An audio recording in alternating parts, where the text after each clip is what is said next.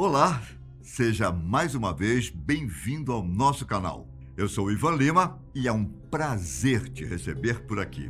Muita gente não faz ideia de como é ou tem uma percepção completamente diferente do que é a religião islâmica, sendo a segunda maior religião do mundo, ficando atrás apenas do cristianismo. Para os muçulmanos, existe apenas um Deus, que é chamado de Alá. E a ideia que eles têm de Jesus é um pouco diferente da que a maioria dos cristãos estão acostumados. Bom, mas afinal, qual é a história da religião islâmica?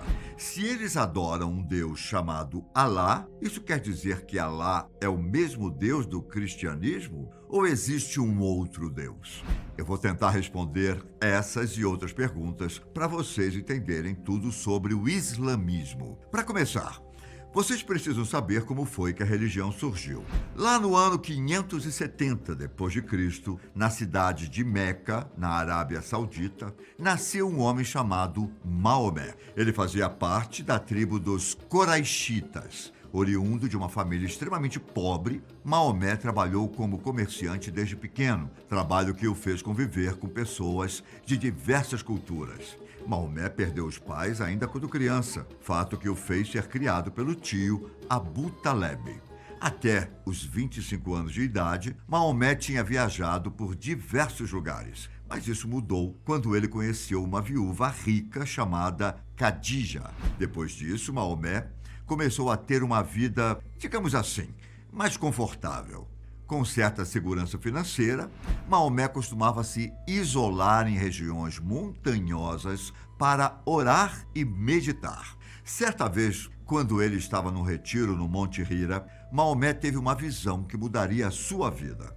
Enquanto dormia em uma caverna, Maomé acordou com um sentimento estranho, como se alguém muito poderoso estivesse tentando falar com ele. E, de fato, segundo a tradição islã, um anjo foi enviado para entrar em contato com Maomé. Inicialmente, ele até pensou que poderia estar louco. O anjo, que depois se identificou como Arcanjo Gabriel, chamou Maomé de Rasulullah, que quer dizer enviado de Deus. Durante esse encontro, o anjo pediu para que Maomé recitasse as seguintes palavras: Em nome de Deus, o Clemente, o Misericordioso. Lê, em nome do teu Senhor que criou. Criou o homem de algo que se agarra. Lê, que o teu Senhor é generosíssimo, que ensinou através do cálamo. Ensinou ao homem que este não sabia.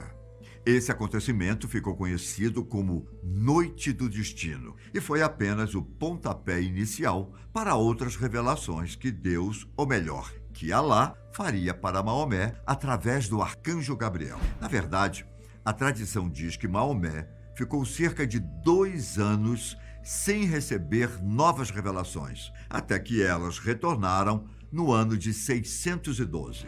No começo, Maomé até tentou relutar contra as revelações, pois ele sabia que as tribos da época não aceitariam uma crença monoteísta. Porém, a cada nova aparição, o arcanjo Gabriel deixava cada vez mais claro que era preciso defender e propagar a crença entre os árabes. E foi exatamente isso que Maomé fez. As revelações feitas a Maomé posteriormente foram transcritas pelos convertidos ao islamismo no que se chamou Alcorão, o livro sagrado do Islã. Os primeiros convertidos para a nova religião que surgia foram os membros da família de Maomé. Depois ele começou a pregar pela cidade de Meca, o que não agradou às autoridades. Nessa época, a Península Arábica era marcada pelo politeísmo, o que gerava altos lucros para a cidade com a peregrinação dos fiéis. Como consequência, Maomé e seus seguidores começaram a ser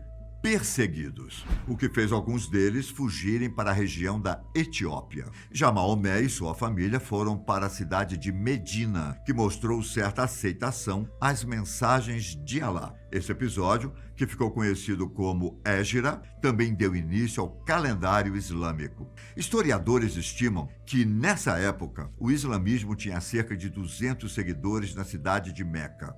Mas em Medina, as coisas começaram a mudar. Cada vez mais surgiam novos convertidos, que começaram a fazer caravanas para Meca. E conforme ia angariando força, Maomé ficou poderoso o suficiente para formar um estado na cidade de Medina. Só que nesse estado era diferente. Apesar de seguir os ideais islâmicos, Maomé garantiu liberdade religiosa tanto para judeus e cristãos, quanto para quem era adepto do politeísmo. Agora, um chefe de Estado poderoso, Maomé travou diversas batalhas até finalmente conseguir conquistar a cidade de Meca, apesar da tradição dizer que a conquista da cidade foi feita de forma pacífica. Após a conquista de Meca, o culto aos ídolos do paganismo foi proibido e o islamismo foi espalhado por toda a Península Arábica.